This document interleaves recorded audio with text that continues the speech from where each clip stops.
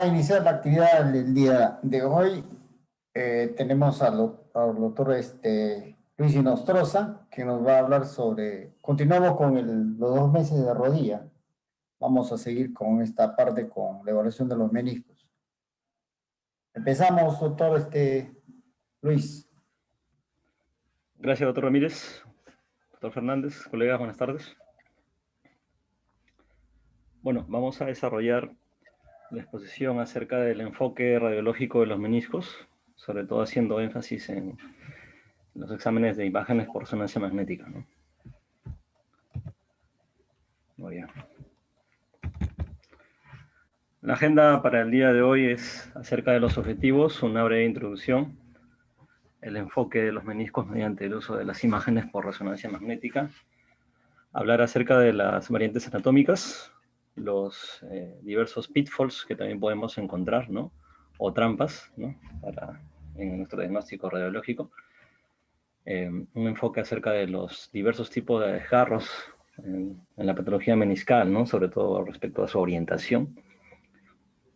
Las conclusiones y la bibliografía del caso. Bueno, los objetivos son los siguientes: destacar el rol de la estructura meniscal, ¿no? Dentro de esta articulación bastante compleja y fascinante de la rodilla. Reconocer el patrón normal de los meniscos mediante el uso de las imágenes por resonancia y describir el enfoque global, ¿no? Acerca del patrón de desgarro de los meniscos en resonancia magnética, sobre todo haciendo énfasis en la clasificación en la propuesta de la ISACOS. Muy bien, bueno, los meniscos son estructuras de fibrocartílago, ¿no? De localización intracapsular, ¿no? Que tienen una superficie inferior plana, que se articulan sobre las mesetas tibiales, y una superficie superior cóncava, ¿no? Que se articula con los cóndilos femorales, ¿no? Entonces, tiene sus funciones bastante, digamos, importantes, sobre todo que sirven de amortiguación, ¿no? Además, sirven para tener la congruencia articular del caso, brindan estabilidad a la articulación fémoro-tibial, y en realidad a toda la articulación de la rodilla, brindan la protección al cartílago articular, incrementan la superficie de contacto, ¿no? Y estas funciones sobre todo son importantes porque soportan, ¿no? Estos meniscos la carga axial, ¿no? Y además, otras funciones importantes son la de lubricación y la distribución de los nutrientes, ¿no? A nivel de esta articulación de la rodilla. Entonces, básicamente estos meniscos, tenemos el menisco lateral en forma de en realidad son de forma de C, ¿no? Tanto el medial como el lateral. Sucede que el lateral es, digamos, más circular, ¿no? En otras geografías mencionan en forma de O. Y el medial, que es en forma de C, que básicamente cada uno de ellos tiene sus características bien determinadas, ¿no? Destacar que cada uno está formado por un cuerno o una asta anterior, un cuerpo y un asta posterior, la división en tercios, ¿no? Entonces están bastante relacionados con lo que son los ligamentos cruzados, ¿no? Tanto el anterior como el posterior, ¿no? Recordar que el anterior viene de la superficie tibial, ¿no? Anterior, y bueno, ahí se origina y se inserta, digamos, en una disposición oblicua hacia craneal, y se inserta en el borde medial del cóndilo lateral.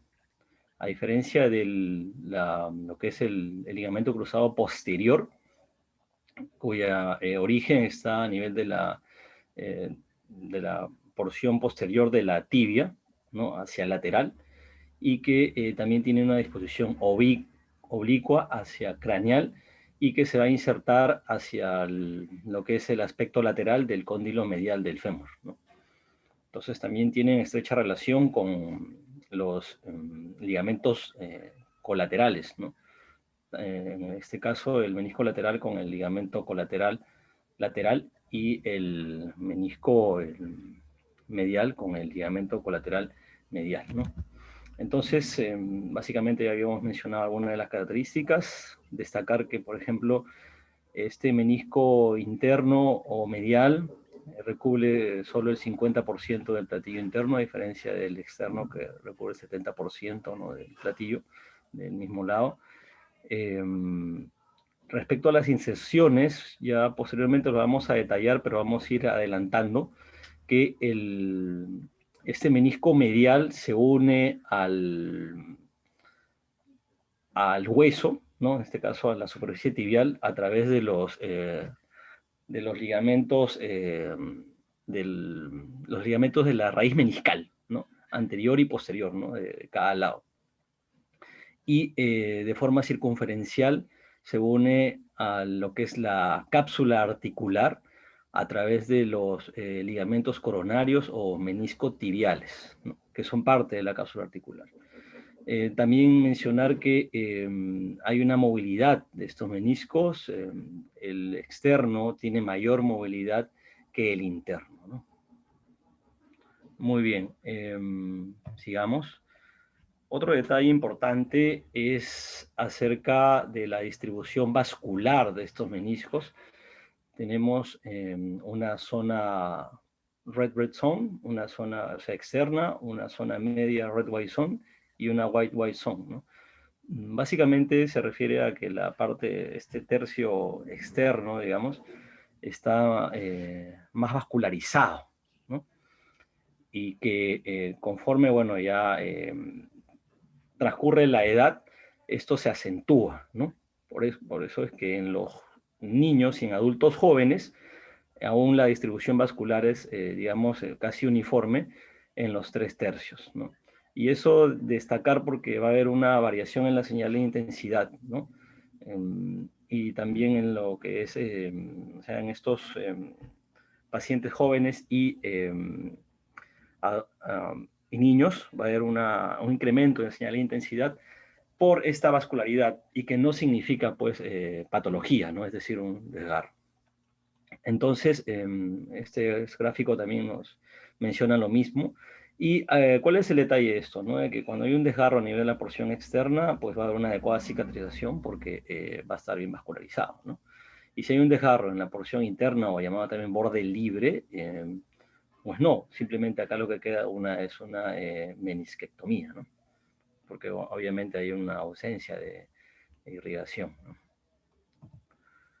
Muy bien, otro gráfico de este paper importante también nos menciona acerca de, bueno, las células básicamente, los condrocitos-like, ¿no?, en la zona de red-white, y en la white zone, las células de superficie lo menciona, ¿no? Y nótese la vascularidad a nivel de la red zone, ¿no?, o sea, la porción externa.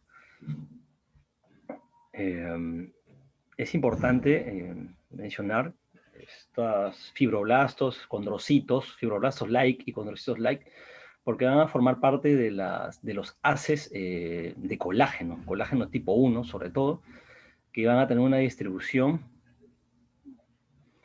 tanto circunferencial, es decir, alrededor del eje longitudinal del menisco, y las fibras radiales, que van a tener una distribución perpendicular a estas fibras circunferenciales, ¿no? Entonces, de forma que van a formar, valga la redundancia, van a formar un enrejado, ¿no? Y este enrejado de las fibras colágenas de ambos meniscos, pues van a soportar esa carga axial, ¿no? Y va a dar, pues, la mayoría de propiedades ya mencionadas acerca de estos meniscos, ¿no? Muy bien, entonces en este gráfico tridimensional destacar las raíces meniscales, tanto anteriores, ¿no? Menisco medial, nótese, es de mayor tamaño, forma de C, y que en el cuerno posterior tiene, digamos, está más engrosado, ¿no?, que el cuerno anterior, a diferencia del menisco lateral, que es una distribución más uniforme, ¿no?, el ancho, tanto para el cuerno anterior y posterior, ¿no? Entonces, es importante la relación de estas raíces meniscales, por ejemplo, del menisco el medial se encuentra anterior, ¿no? La inserción anterior al ligamento cruzado anterior, señalado acá por asterisco, y también las raíces meniscales posteriores se encuentran anterior al ligamento cruzado posterior, ¿no? A diferencia de las raíces meniscales del menisco lateral, en este caso las anteriores se encuentran adyacentes a este ligamento cruzado anterior, y es importante porque va a haber una, digamos, se van a entrecruzar estas fibras tanto del ligamento cruzado anterior con las raíces meniscales anteriores del menisco lateral, y van a dar señales en la imagen de resonancia que van a constituir pues un pitfall y que no constituyen pues un desgarro, ¿no? Entonces ya vamos a verlo en la imagen posteriormente. Y en este caso, las raíces meniscales posteriores de ambos meniscos, nótese que están anterior al origen del ligamento cruzado posterior, ¿no? Muy bien, entonces, hablar de la patología meniscal necesariamente es mencionar a las estructuras adyacentes, ¿no? Vamos a tocarlo solo tangencialmente, ¿no? Básicamente porque nos vamos a centrar en lo que es el enfoque de los meniscos, pero incluso patologías de los meniscos van a tener concomitancia con patologías del ligamento cruzado anterior, ¿no? O sea, no es que el menisco se lesione solo, ¿no? Definitivamente. Entonces tenemos acá, como lo había mencionado, el ligamento cruzado anterior, desde el aspecto anterior de la tibia, cruza de manera oblicua hacia craneal y se inserta en el aspecto medial del cóndilo externo del fémur, y el ligamento cruzado posterior, ¿no? Que nace en el aspecto posterior de la tibia y se dirige en forma oblicua, igual, ¿no? En este caso, por eso le di su nombre, ¿no? Se entrecruzan ambos ligamentos y se va a insertar en el aspecto lateral del cóndilo medial del fémur, ¿no? Es importante esta distribución de estos ligamentos cruzados porque sirven de pivote, ¿no? Para la articulación de la rodilla, ¿no? Otros ligamentos que en realidad existen diversos, ¿no? Están los extracapsulares, intracapsulares, ¿no? En este caso, los ligamentos cruzados son intracapsulares, ¿no? Muy bien. Entonces, este gráfico básicamente para reforzar la vecindad, ¿no? Que tienen sobre todo las raíces meniscales, destacar que es la inserción, ¿no? De los cuernos, tanto del posteriores como anteriores hacia el hueso, ¿no? Por parte de los meniscos. Entonces tienen una vecindad, nótese, miren, las raíces meniscales posteriores están de forma anterior al ligamento cruzado posterior. Y a diferencia de las raíces meniscales anteriores, que en este caso del menisco medial, nótese que tiene vecindad con el tubérculo tibial anterior, ¿no? Acá estos son unos fascículos superficiales, ¿no? Del mismo, de estos ligamentos de la raíz anterior. Entonces, acá lo importante es que están ubicados anterior a lo que es el ligamento cruzado anterior, ¿no? A diferencia de las raíces meniscales del cuerno anterior del menisco lateral, cuyas fibras se entrelazan con las del ligamento cruzado anterior y va a constituir en la imagen por resonancia un pitfall y que va a simular desgarro. Por eso es importante tener en cuenta este detalle anatómico, ¿no? O sea, el hecho de conocer estas estructuras anatómicas gráficas nos va a ayudar a entender mejor pues, la imagen por resonancia, ¿no? Es decir, la anatomía en sí, ¿no? Muy bien.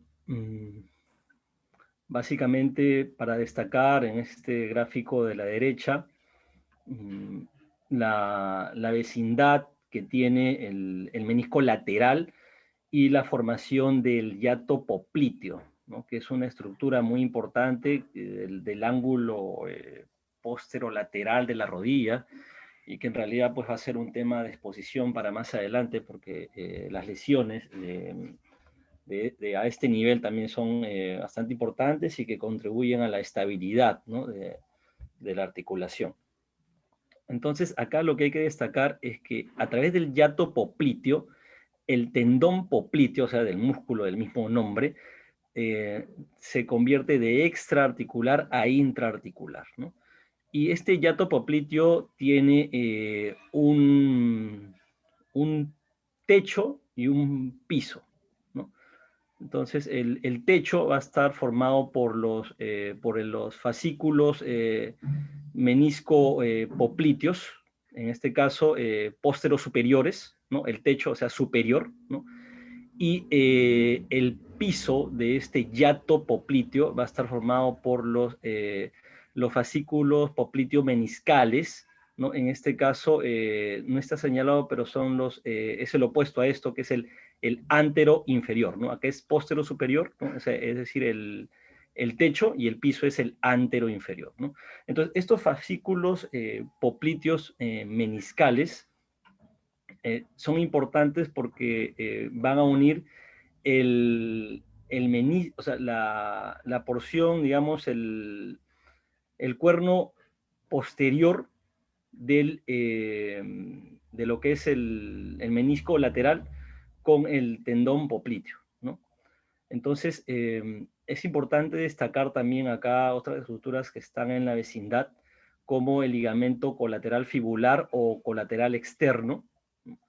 Y otra estructura que vamos a mencionar, lo que es importante también y contribuye a la estabilidad y que va a simular también, digamos, va a conseguir otro pitfall, son la presencia de los ligamentos menisco-femorales, ¿no?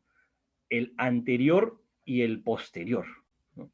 En este caso, este posterior también tiene otro nombre que se denomina el ligamento de Reisberg, y el anterior es el de Humphrey. Y la diferencia va a estar dada, porque bueno, acá no está graficado, pero en esta diapositiva la vamos a poder visualizar, que el ligamento menisco femoral anterior o de Humphrey está anterior al ligamento cruzado posterior, ¿no? Entonces, en ambas gráficas, nótese el ligamento cruzado posterior, ¿no? Y el ligamento menisco femoral anterior, ¿no? O de Humphrey. Y tenemos también el ligamento menisco femoral posterior o de Greisberg, ¿no? Igual acá en ambas gráficas, y que, bueno, obviamente va a estar posterior al ligamento cruzado posterior, ¿no? Entonces, de tal forma que a nivel de este menisco lateral vamos a tener tres estructuras principales, ¿no? Los ligamentos menisco femorales, ¿no? Que van a iniciarse o sea, van a tener su origen en el cuerno posterior del menisco lateral y van a dirigirse de forma oblicua, paralelo, obviamente, en disposición anterior y posterior, dependiendo de cuál de los dos ligamentos sea, y se van a insertar en el aspecto lateral del cóndilo medial del fémur, ¿no? Primera estructura. Segunda estructura, tenemos a los fascículos menisco-popliteos, ¿no? El antero superior, el postero superior, el postero inferior, ¿no? Y otro son los ligamentos meniscotibiales, ¿no? Estos ligamentos meniscotibiales o ligamentos también conocidos como coronarios, que son parte de la cápsula fibrosa, van a ayudar a la inserción, ¿no? De la periferia, ¿no? De este borde lateral del menisco, bueno, en ambos casos, ¿no? En este caso, bueno, está representado sobre el lateral, hacia el platillo tibial, ¿no? O sea, de manera que sirven también para fijar la estructura meniscal hacia las mesetas tibiales. O sea, no solo va a depender de los ligamentos de las raíces meniscales, tanto anterior y posterior, sino también de los ligamentos meniscotibiales o coronarios. Muy bien. Bien, entonces, después de esta breve introducción. Vamos a hablar acerca de los meniscos por resonancia magnética. Bueno, básicamente son estructuras hipointensas, ¿no? Acá tenemos imágenes en planos coronal, sagital y axial, ¿no? Entonces, ponderados en densidad protónica. Básicamente, nótese la morfología que tienen las estructuras meniscales en forma de cuña, ¿no? Con el vértice dirigido hacia lo que es el surco intercondilio, y en la vista sagital en forma de corbata de moño o corbata de lazo, ¿no? Y en la vista axial, ¿no? Básicamente vamos a visualizar, como lo hemos venido exponiendo, ¿no? El menisco medial, ¿no? Nótese la disposición, ¿no? El tamaño, ¿no? Es más grande que en este caso que el lateral, la forma de C en ambos casos, pero el lateral es más circunferencial, ¿no? A diferencia del medial, que tiene un engrosamiento a nivel del cuerno posterior, ¿no? O sea, en un sentido antero-posterior se va ensanchando, a diferencia del lateral, que tiene una distribución en cuanto a... es más simétrico su morfología, ¿no? Igual, acá tenemos también imágenes en densidad protónica, pero FAT-SAT. Entonces, es importante que en el enfoque para visualizar la patología meniscal, bueno, vamos a utilizar sobre todo las secuencias en densidad protónica y en densidad protónica FAT-SAT, ¿no? Donde vamos a visualizar mejor alguna lesión de los meniscos, y también se puede utilizar la ortografía. Vamos a ver en otra diapositiva. Muy bien, entonces nótese que son estructuras con disminución de la intensidad de la señal, ¿no? O hipointensas.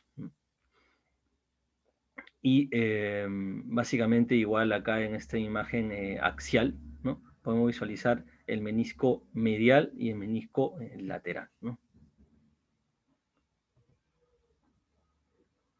En esta imagen en plano axial, en FAT-SAT, podemos igual evidenciar, ¿no? Acá graficado en la imagen de la derecha, los cuernos anteriores, el cuerpo y el cuerno posterior, ¿no? Entonces son divididos convencionalmente en tercios. Y bueno, ya la morfología del medial ya se ha mencionado, el lateral también. Acá también destacar lo que se había también expuesto acerca de los ligamentos de las raíces anteriores, ¿no? Tanto del medial como el lateral, ¿no? Que contribuyen a la inserción de los meniscos hacia la tibia, ¿no? Bueno, acá graficado también la inserción, ¿no? Anterior de este cuerno anterior del menisco medial, anterior a lo que es el ligamento cruzado anterior, y su cuerno posterior, en la inserción de esta raíz meniscal posterior, anterior al ligamento cruzado posterior, ¿no?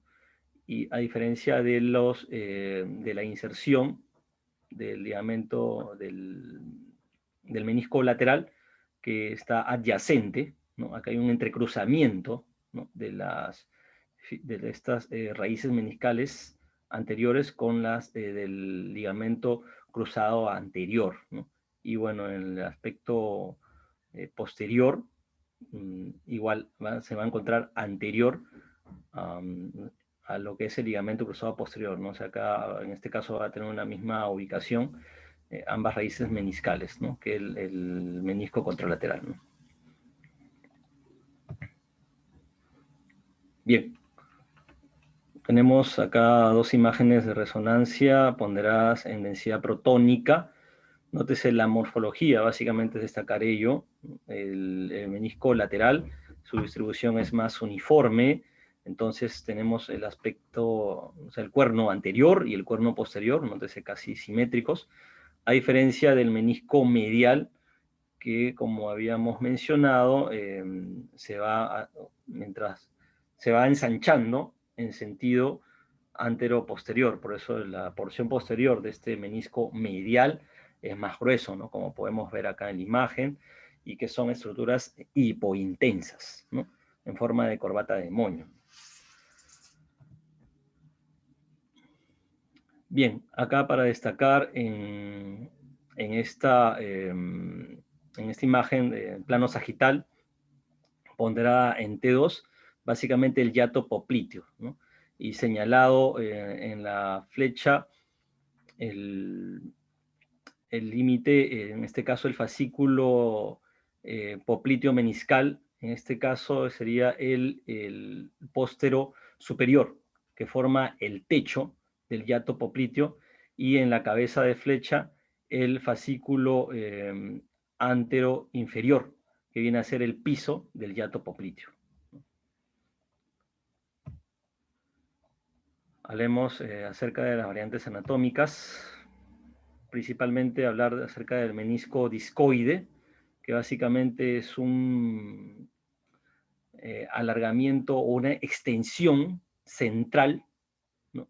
Del menisco lateral, ¿no? En este caso, la bibliografía menciona que la frecuencia del menisco discoide es aproximadamente 10 veces más en el lateral que en el medial.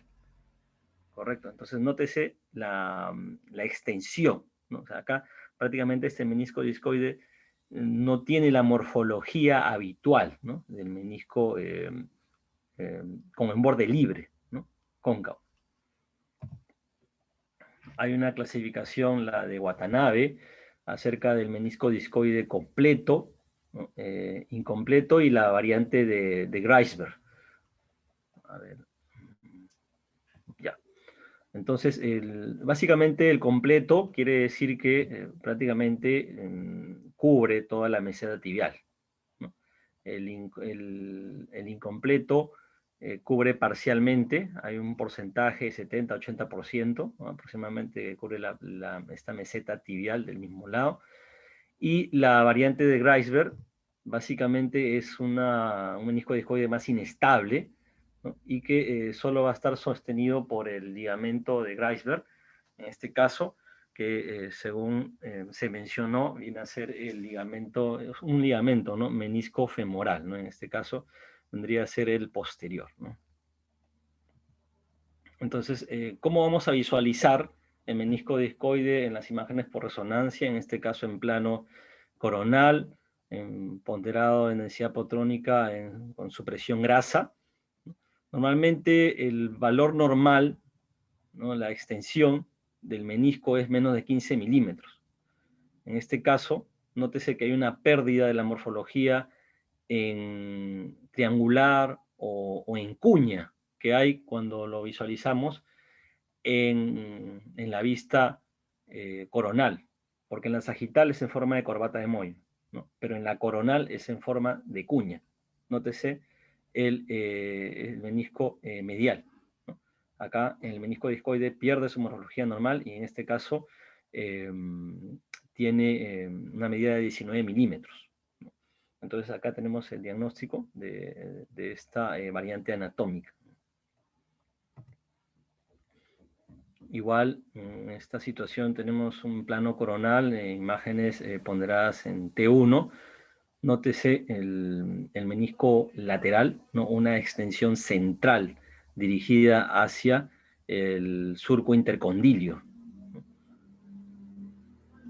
Y que destacar que en este caso, bueno, según la clasificación de Watanabe, vendría a ser pues la variante completa, ¿no? Otra variante anatómica, el menisco arrugado, que es una morfología en onda, ¿no? Ondulado en este caso.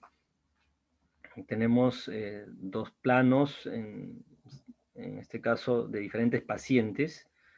Igual en esta situación en el izquierdo, en densidad protónica, y en el derecho, en densidad protónica FATSAT, ¿no? En esta situación, lo que podemos visualizar en estos planos sagitales es la forma de onda, ¿no? Y que hay una pérdida de la morfología en corbata de lazo, ¿no? Recuerdan en las imágenes normales que habíamos mencionado, ¿no? En este caso, por ejemplo, acá en el cuerno posterior, nótese la morfología en onda, ¿no? En este caso, por si acaso, no hay un desgarro, sino que depende de dónde o sea, el nivel del corte, ¿no? En este caso, en el plano sagital, ¿no? Bueno, el osículo meniscal es una osificación focal intrameniscal, ¿no? Entonces, no constituye patología, ¿no? Simplemente incluso también se puede visualizar en una radiografía. Nótese acá esta osificación focal a nivel del cuerno posterior, ¿no? Del menisco medial, en este plano sagital. Ambos son dos casos diferentes, pero con la visualización de esta imagen hiperintensa, ¿no? Que en realidad no constituye patología, ¿no? Simplemente es la variante que debemos tenerla en cuenta, de todos modos, para no diagnosticarla como digamos, una anomalía, ¿no? Ahora hablemos de las trampas, ¿no? O en el diagnóstico, los denominados pitfalls. Básicamente la presencia del ligamento transverso o ligamento geniculado, ¿no? O intermeniscal anterior también. Entonces, que bueno, no es frecuente y que va a unir ambos cuernos anteriores, ¿no? Del menisco medial y el menisco lateral, ¿no? Y que va a simular un desgarro, ¿no? Pero que en realidad el hecho de que podemos, digamos, diagnosticarlo en este plano sagital, pero obviamente en las imágenes por resonancia vamos a analizar todos los planos, ¿no? Entonces, al ver el plano axial, vemos el ligamento ya mencionado, ¿no? Otro pitfall es lo que también se había expuesto acerca del cuerno anterior, ¿no? Las fibras del ligamento cruzado anterior se entrelazan, ¿no? Con las raíces, los ligamentos de la raíz anterior del cuerno del menisco lateral, ¿no? Entonces, al entrelazarse esas fibras del ligamento cruzado anterior con las raíces, con los ligamentos de la raíz del cuerno anterior del menisco lateral, entonces va a dar una imagen de una apariencia estriada, ¿no?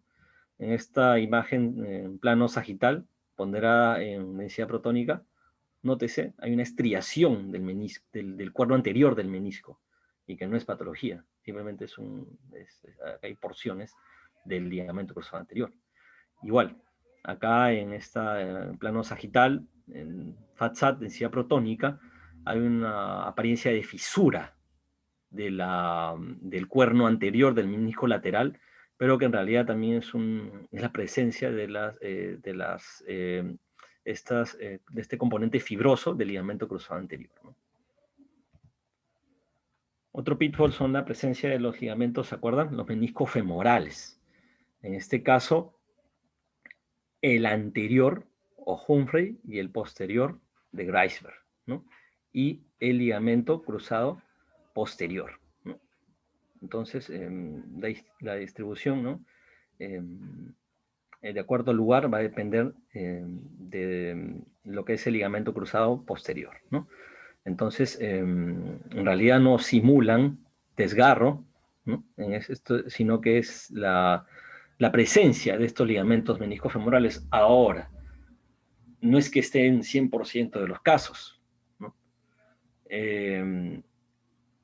Es frecuente que esté uno de ellos, pero que estén los dos no se va a encontrar de toda la población, pero sí casi más del 90% que encuentres uno de ellos. Eso sí es lo que menciona la literatura, ¿no? Pero nuevamente es importante conocerlo porque también constituye un pitfall, ¿no? Otra característica son los ligamentos menisco-meniscales, que tampoco es frecuente, pero igual hay que saber su existencia, que es el menisco meniscal oblicuo, que une, nótese, el cuerno anterior del menisco medio con el cuerno posterior del menisco lateral. De la misma forma también hay otro, en este caso no se muestra, pero también hay otro, el ligamento oblicuo, menisco meniscal, que va a unir el cuerno anterior del menisco lateral con el cuerno posterior del menisco medial, ¿no? Entonces, acá es importante destacar, nótese acá en la axial cómo se visualiza de una forma clara, ¿no? Esta señal hipointensa del ligamento, y que en el plano coronal va a simular un fragmento de menisco, ¿no? Es decir, que ¿no? Podría haber a veces desgarrado, y cuando hay un desgarro hay un desplazamiento de la estructura meniscal remanente, y normalmente uno de los lugares a los cuales se desplaza es la zona del surco intercondilio, ¿no? Entonces, que en realidad, nótese acá estructura hipointensa, ¿no? No es una estructura que se ha desplazado, simplemente es el ligamento menisco meniscal oblicuo que se encuentra acá en el plano axial, ¿no? Visualizado mucho mejor. Muy bien, entonces ahora ya vamos hablando acerca de lo más interesante en la presente exposición, y es acerca del diagnóstico, de, de, de cuándo vamos a encontrarnos frente a la patología. Muy bien, cabe mencionar, un segundo, ya, la definición de desgarro, posteriormente lo voy a decir. Muy bien, básicamente el hecho de que encontremos desgarro de meniscos va a ser directamente proporcional a la edad del paciente. La ubicación más frecuente va a ser a nivel del cuerno posterior y sobre todo del menisco medial, ¿no? Importante este detalle. Y también va a encontrarse desgarros en el menisco lateral, sobre todo en jóvenes. Va a haber diversos patrones de desgarro que ahora vamos a mencionar. Y que, bueno, el gol estándar en realidad no es la resonancia, sino es la artroscopía, ¿no? O sea, al visualizar, en este caso ya, bueno, la imagen en sí, por el uso de este método de artroscópico, es donde vamos a corroborar, obviamente, lo que hemos mencionado en la imagen, y que la clasificación ISACOS es justamente la que orienta a que haya una correlación entre lo que digamos en nuestro diagnóstico de la resonancia con lo que ya el traumatólogo va a visualizar in situ, ¿no? Muy bien, entonces la definición básicamente de desgarro por resonancia se refiere a una línea hiperintensa que va a condicionar, en este caso tenemos una línea hiperintensa de orientación horizontal, ¿no? Entonces, va a distorsionar la morfología del menisco y va a tener una comunicación con la superficie articular, ¿no? Entonces, si la comunicación con la superficie articular puede ser parcial o total, ¿no? Cuando compromete ambos bordes, ¿no? Ya sea, en este caso, si hay un compromiso del borde interno o externo, o si es una longitudinal, un borde superior e inferior, ¿no? Y además, otra de las características es que esta línea hiperintensa, ¿no? Que va a tener diferente orientación, ¿no? Tienes que visualizarla en más de dos planos, ¿no? Es decir, en los planos ya mencionados, ¿no? Para que tu presunción diagnóstica sea la que te encuentres frente a un desgarro de los meniscos, ¿no? Entonces, acá a nivel inferior, ¿no? Destacar la imagen por artrografía, que simplemente te ayuda, bueno, acá tenemos esta imagen ponderada en T1, en FATSAT, contrastada, pero con un contraste interarticular, ¿no? Nótese el mismo paciente, la mejor definición del desgarro, ¿no? La línea hiperintensa de orientación horizontal, ¿no? Que te define mejor, en este caso, a diferencia de esta imagen, tanto en plano coronal y sagital, ¿no? Acá en FATSAT pondrá en T2, ¿no?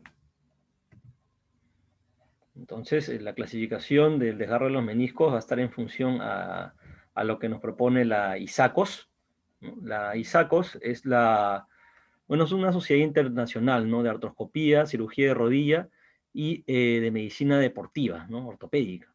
Entonces, lo que proponen básicamente que o sea, para que en realidad, pues, tanto radiólogos como reumatólogos hablen un mismo idioma, ¿no? Entonces, vamos a mencionar que va a existir la categoría, ¿no? De acuerdo a la profundidad del desgarro, la localización, tanto circunferencial o radial, ¿no? Del desgarro. Si se encuentra esta lesión central al hiato popliteo, el patrón de desgarro, que de las 7, pues obviamente es más importante y que va a estar de acuerdo a cómo se encuentre orientada esta línea hiperintensa, ¿no? Intrameniscal. La calidad, obviamente, del tejido del menisco, en este caso degenerativa, no degenerativa o indeterminada, y el tamaño del desgarro. Entonces, vamos a pasar a detallar cada uno de ellos. Muy bien, entonces, primero, la profundidad del desgarro, ¿no? Básicamente acá lo que en este caso es incompleta, o sea, o parcial o completa, ¿no? Entonces, es parcial cuando te compromete solo un borde articular y completa cuando te compromete los dos bordes articulares, ¿no? En esta situación, por ejemplo, tenemos acá una línea hiperintensa, ¿no? Que compromete las dos superficies articulares, y podemos visualizar a nivel del menisco, sería el cuerno posterior del menisco lateral, ¿no? Otra característica es la localización circunferencial, y para ello tenemos tres áreas, ¿no? La primera, que empieza desde la porción externa, ¿no? Y que va a tener una distribución circunferencial, estas áreas, ¿no? Entonces, y la tercera, que está adyacente al borde libre, ¿no? Del menisco. En este caso, básicamente, el desgarro compromete la zona 1 si la medida es menos de 3 milímetros, la zona 2 si el desgarro mide de 3 a 5 milímetros, y bueno, la zona 3 si este desgarro es más de 5 milímetros. Entonces, en estas imágenes de resonancia de diferentes pacientes, ambas en plano axial, ponderadas en densidad protónica FATSAT, tenemos un compromiso, una orientación radial, ahora vamos a definir cuándo se refiere el desgarro radial, ¿no? Y que compromete solo la zona 1, nótese, ¿no? Perdón, la zona 3, ¿no? Y en esta otra imagen, ¿no? Que hay un desgarro, digamos, igual radial, que compromete la zona 1 y la zona 2, ¿no? Entonces, eso en cuanto a la segunda, el segundo parámetro de lo que es esta clasificación de ISACOS, ¿no? Hablemos acerca de la localización radial. En este caso es básicamente si está en la zona del cuerno anterior del cuerpo o el cuerno posterior, ¿no? Que ya habíamos mencionado. En este caso tenemos una línea hiperintensa oblicua, ¿no? En el cuerno posterior del menisco medial, ¿no? Y que en este caso está localizada a ese nivel, ¿no? En el cuerno posterior, ¿no? Y que igual se corrobora en este corte axial. Eso se refiere. Entonces tenemos la localización circunferencial, siguiendo las fibras, en este caso, ¿se acuerdan las fibras en C, o fibras circunferenciales, ¿no? Sigue el eje longitudinal. Pero la localización radial se refiere básicamente a lo que es las porciones, ¿no? Anterior, media o posterior, o la del cuerpo, ¿no? en este caso de la parte media, ¿no? Muy bien. Otro de los parámetros en esta clasificación de ISACOS es si hay compromiso o no del yato popliteo. Y vale la pena mencionar qué es el yato popliteo. Básicamente es una región en donde el menisco no está directamente unido a la cápsula articular. Entonces, la cápsula articular prácticamente bordea las estructuras meniscales, ¿no? En este caso todo el menisco medio, o el menisco medial, perdón. Y para el menisco, en el caso del menisco lateral, va a haber esta abertura, ¿no? Yato es una abertura en realidad, ¿no? O una comunicación de dos cavidades. Entonces, este yato popliteo es la zona donde el tendón popliteo, o sea, el tendón del músculo popliteo, se hace intraarticular, ¿no? Y como que dice, interrumpe, ¿no? esta unión de la cápsula con el menisco y que está ubicada en lo que es el ángulo posterolateral de la rodilla y que es susceptible de varias patologías, ¿no? Entonces, básicamente mide de tiene una medida, me parece que es 15 milímetros, ¿sí? Eso después lo podemos discutir, pero que es importante tener en cuenta este detalle, ¿no? De la existencia de este hiato popliteo, ¿no? Nótese acá también los ligamentos ya mencionados, los meniscos femorales y su relación con el ligamento cruzado posterior, ¿no? Entonces hay que mencionar si hay compromiso o no a nivel de este hiato popliteo, ¿no? Si encuentras un desgarro, en este caso ya sea en el cuerpo o en el cuerno posterior del ligamento, perdón, del menisco lateral, ¿no? En este caso, el hecho de hablar de un compromiso del hiato popliteo está circunscrito solo al menisco lateral, porque obviamente en el menisco medial no existe este hiato, ¿no? Ahora hablemos del más importante, el patrón de desgarro, que en realidad está en función a la orientación de la línea hiperintensa, ¿no? Que es lo que define un desgarro, ¿no? Y esta línea hiperintensa pues distorsiona la arquitectura meniscal y ya sea, para hablar de desgarro, tiene que haber un contacto, o sea, un compromiso de la superficie articular. Si es un solo lado de la superficie articular, parcial. Si es ambos lados, es un desgarro completo, ¿no? Pero tiene que haber y visualizado en dos o más planos, ¿no? Entonces, ese es el detalle que debemos tener presente para hablar de un desgarro del menisco, ¿no? Bueno, acá tenemos dos enfoques, pero más importantes de este paper, ¿no? Sobre todo que eh, para ir al tema práctico, ¿no? O sea, y no complicarnos mucho. Entonces, tenemos la orientación vertical, horizontal y compleja. Vertical, tres tipos. Vertical de tipo longitudinal, radial y oblicua, que en realidad la oblicua es una combinación de la radial con la longitudinal, ¿no? Es una radial que, digamos, se ha doblado, ¿no? O oblicua o en pico del oro, ¿no?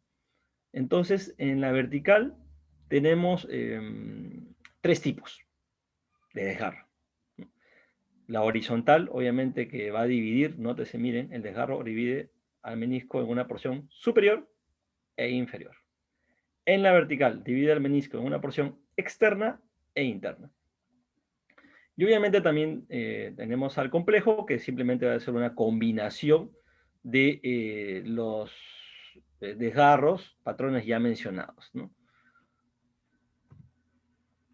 Entonces, básicamente acá esta imagen de Radiopedia en tridimensional que simplemente nos ayuda un poco más a comprender esta orientación, ¿no? Destacar que el desgarro horizontal es el más frecuente, ¿no? Y está en relación a patología degenerativa, ¿no? Y como había mencionado, el desgarro horizontal, ¿no? Obviamente por su disposición es en el horizonte, ¿no? Y divide al menisco en una porción superior e inferior. Y en las verticales eran tres, ¿no? La longitudinal, ¿no? Que es obviamente paralelo al eje circunferencial del menisco, ¿no? A las fibras circunferenciales. Teníamos al radial, que compromete el borde libre, ¿no? Igual la orientación es vertical, ¿no? Y también el patrón de desgarro en pico del loro, que es una combinación del radial con el oblicuo, ¿no? Es digamos, mm, se inicia en el borde libre, pero este desgarro como que se hace longitudinal, o sea, paralelo, o sea, a las fibras circunferenciales, ¿no? O fibras en C, que son las fibras colágenas, ¿no? Y otros patrones de desgarro, bueno, el complejo, también mencionar que es la combinación, simplemente los mencionados previamente. Otro importante que debemos conocerlo es el desgarro en asa de cubeta o asa de balde, el bucket handle, que simplemente es lo que fue un desgarro, o sea, que es un desgarro longitudinal, ¿no? O sea, un vertical de tipo longitudinal, simplemente la porción interna, ¿no? Se desprendió hacia, con dirección hacia lo que es el surco intercondilio, ¿no? Entonces vamos a tener este patrón de gráfico, ¿no? Y que la imagen también se va a visualizar muy bien. Bien, entonces hablemos del principal, el más frecuente, ¿no? El más frecuente, ¿no? Que es el patrón de desgarro en orientación horizontal y que está dado por la patología degenerativa, ¿no? Va a dividir, ¿no? Tenemos dos pacientes diferentes, ¿no?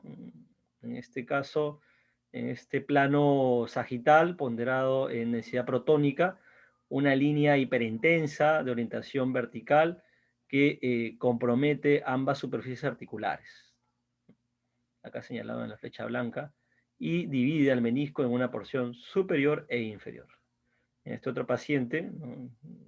Tenemos un plano sagital, un plano coronal, en imágenes en densidad protónica con supresión grasa o FATSAT, ¿no? Igual, la orientación horizontal de esta línea hiperintensa, ¿no? Que compromete la superficie articular, ¿no?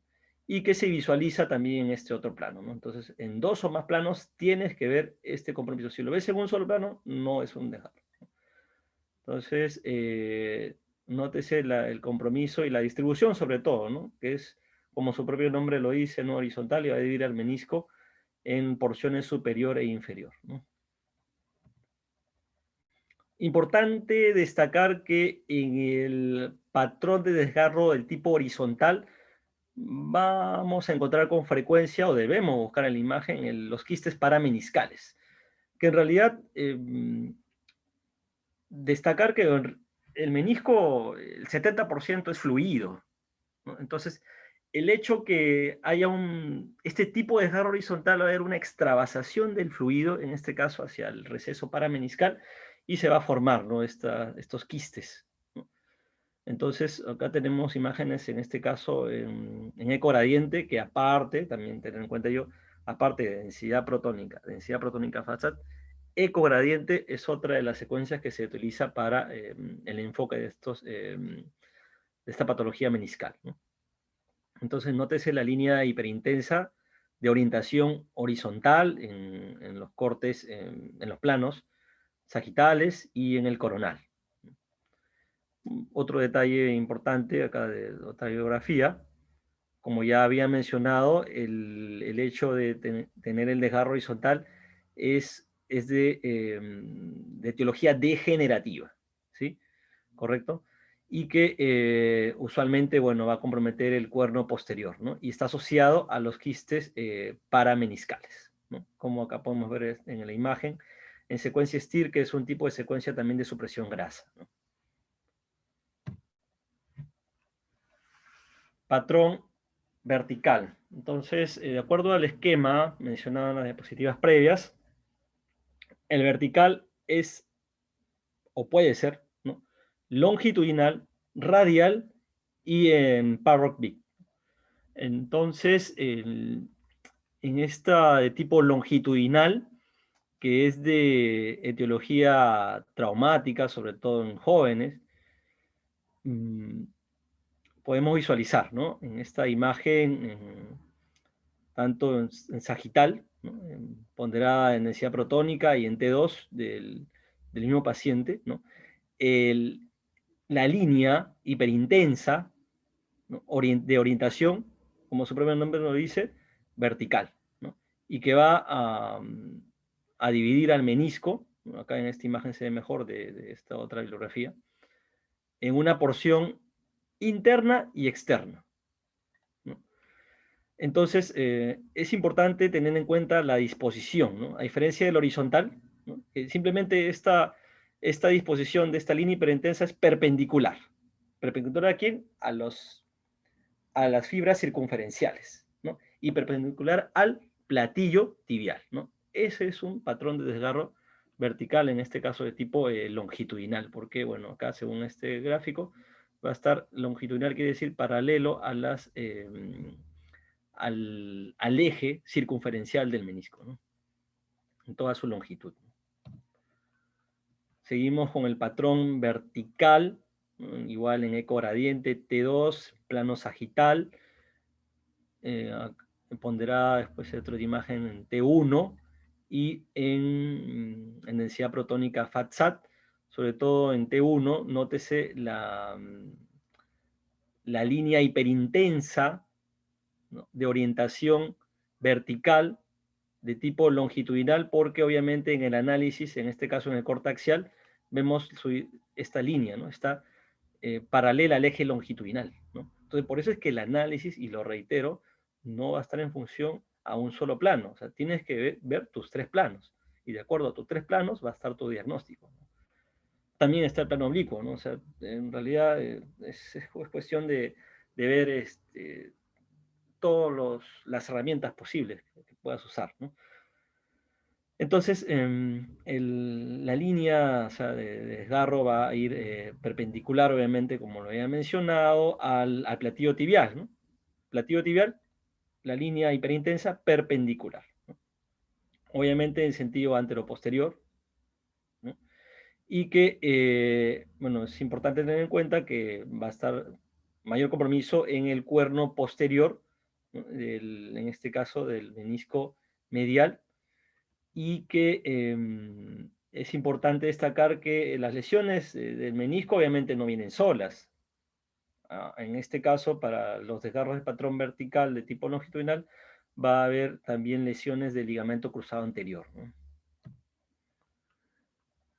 Segundo, en lo que es el patrón de desgarro vertical, ahora hablemos del tipo radial.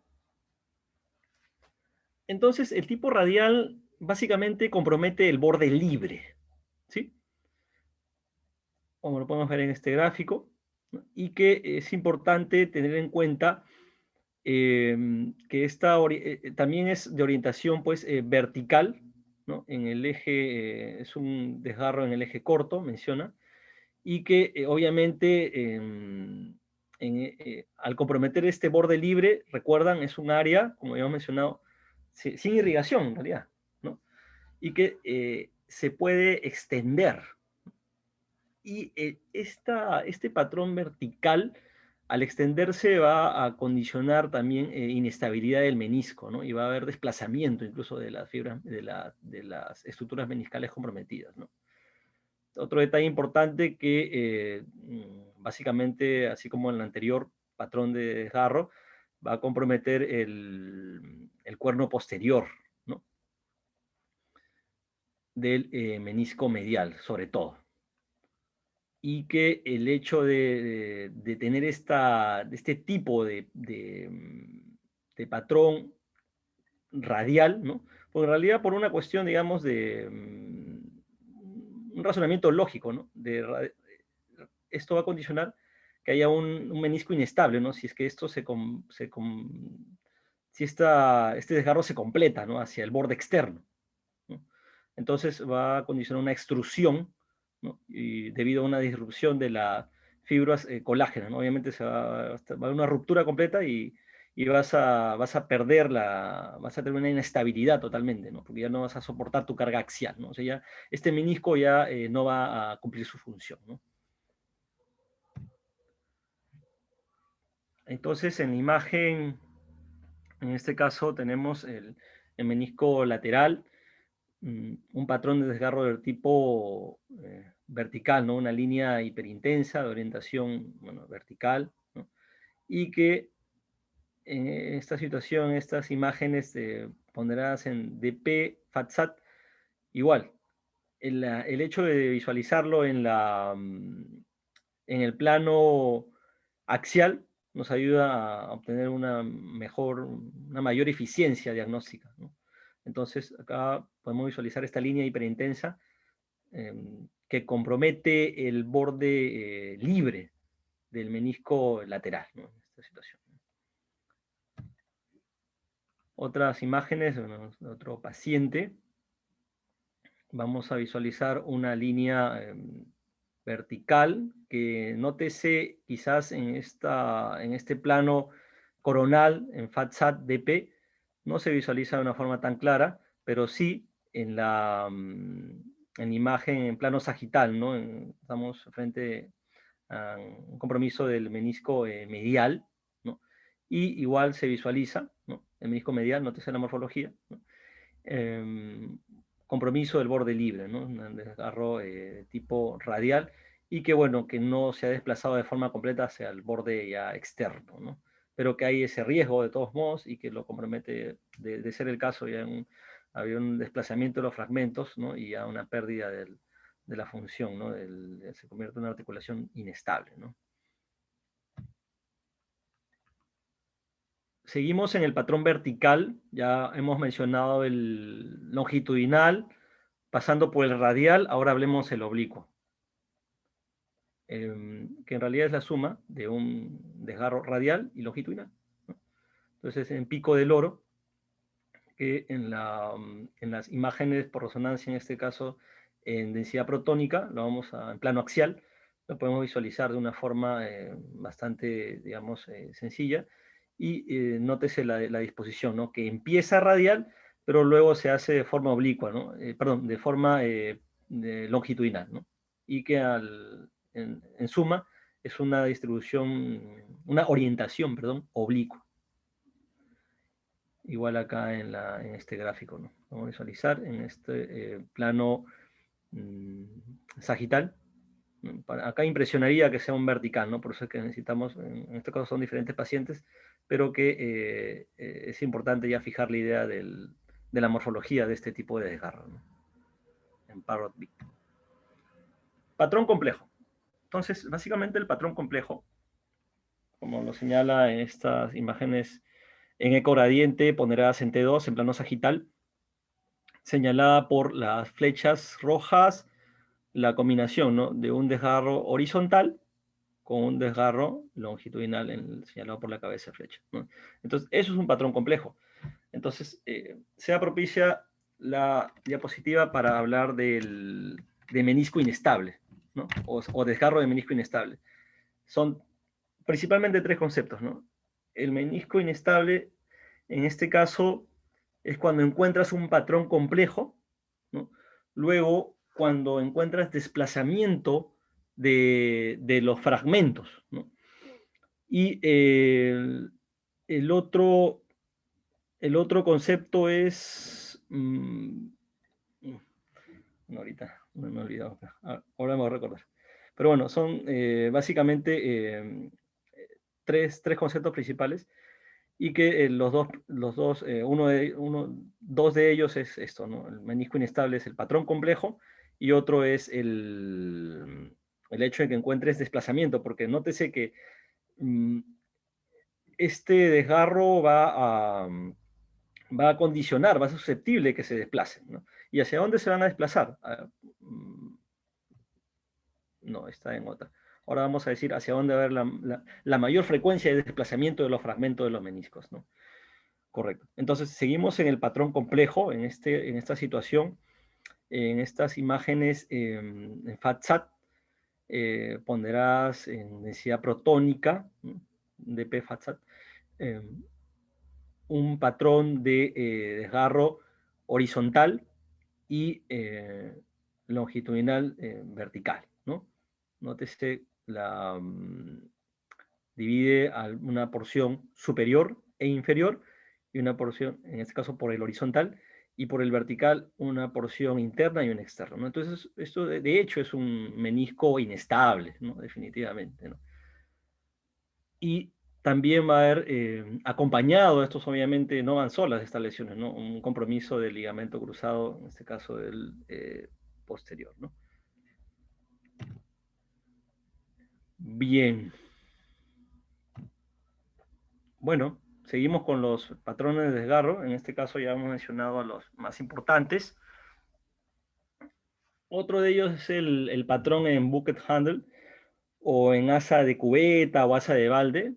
Básicamente está originado por un patrón de desgarro longitudinal, ¿no? O sea, un vertical de tipo longitudinal y que con el paso del tiempo se convierte se desprende este borde, esta porción interna, entonces iba a orientarse hacia el surco intercondilio, ¿no? Entonces, eso es lo que se constituye la morfología en bucket handle, ¿no? Entonces, tenemos el patrón de desgarro longitudinal, vertical, en este paciente, y meses después, en un control posterior, hubo un desplazamiento acá señalado por la cabeza de flecha, ¿no? Nótese este fragmento hipointenso, ¿no? Prácticamente localizado a nivel del surco intercondilio, ¿no? Hacia el aspecto hacia inferior, ¿no? Que es una de las consecuencias, ¿no? De este patrón de desgarro longitudinal, ¿no? O sea, al inicio. Podemos visualizarlo mucho mejor, el menisco medial, nótese, y la separación, ¿no? Es decir, aún permanece este borde interno, permanece unido al cuerno anterior y posterior, ¿no? Como lo señala el esquema, ¿no? Permanece la unión. Igual acá, nótese cómo es que este plano axial, ¿no? En DP FATSAT nos ayuda definitivamente a tener una mejor orientación diagnóstica, ¿no?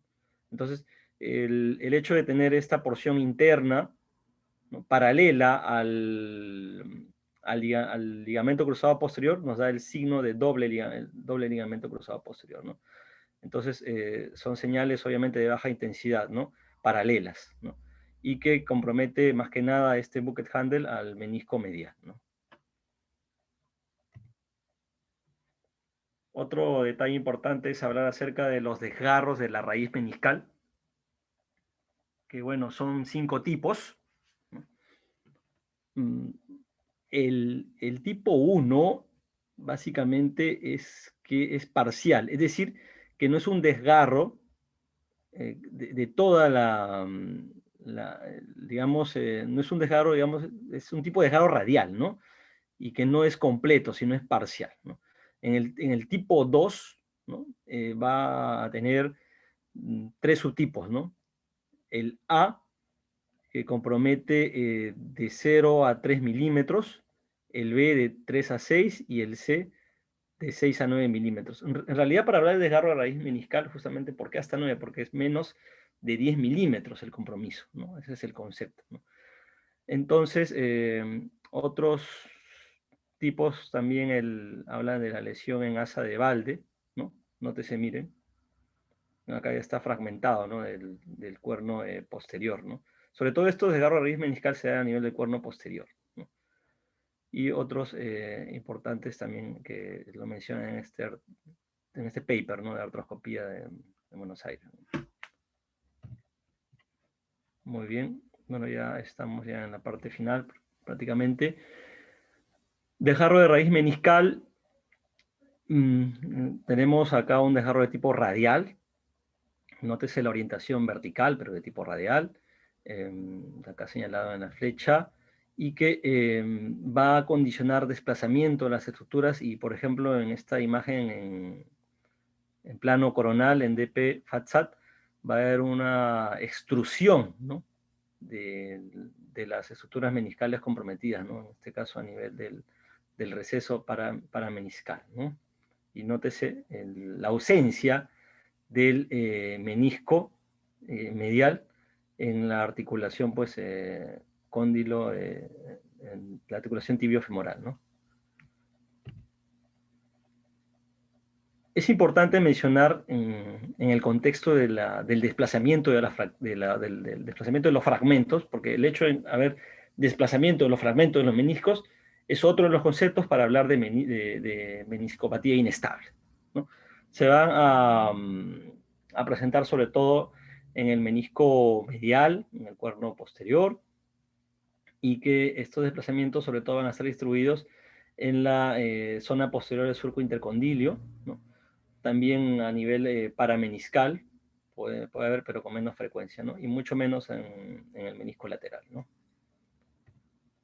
Desplazamiento de fragmentos, básicamente hacia el receso inferior, ¿no?, como nos señalan en estas imágenes en DP FATSAT, o hacia el receso superior, ¿no?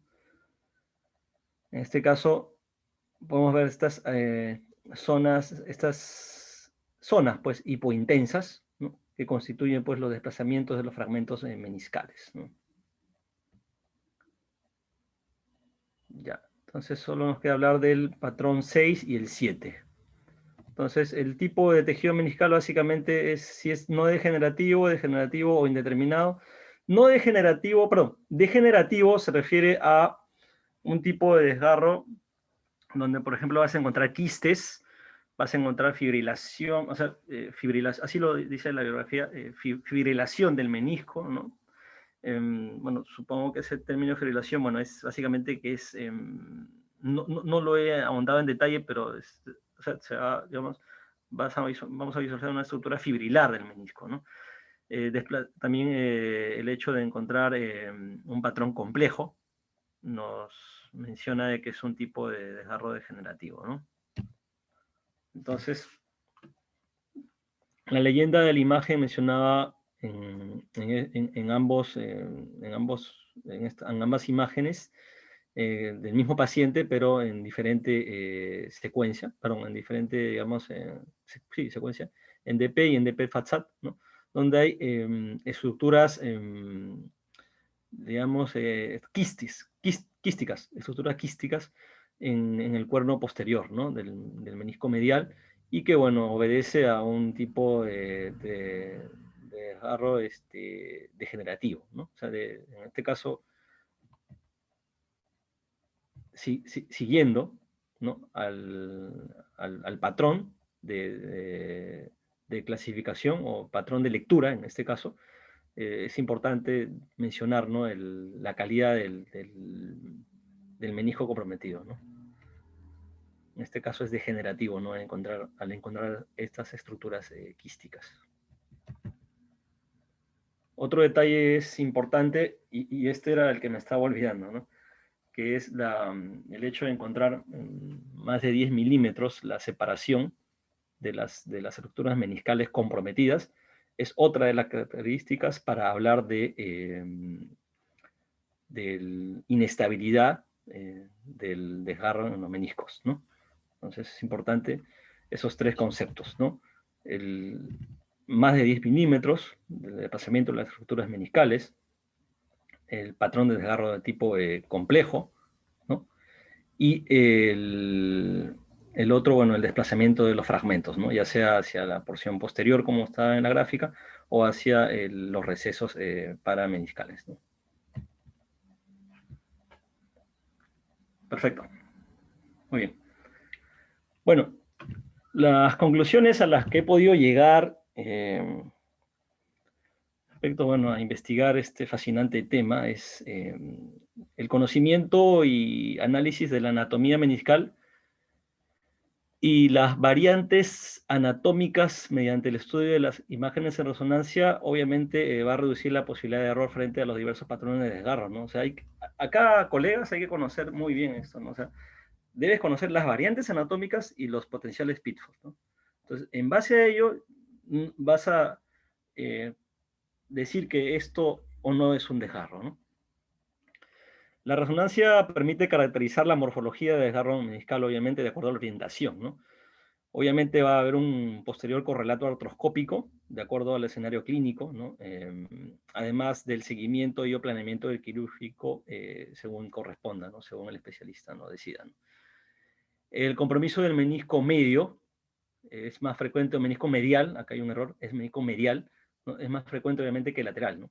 Con patrón de desgarro de tipo horizontal, ¿no? Degenerativo, ¿se acuerdan? Y a nivel del cuerno posterior, ¿no? En consonancia debemos evaluar, ¿qué más? La presencia de fragmentos meniscales, si están desplazados y también si hay un compromiso óseo, ¿no? Adyacente, que es otro de los importantes detalles a hablar, porque no solo vas a ver en los meniscos, hay que ver los ligamentos, hay que ver el tejido óseo, o sea, el enfoque es global, ¿no?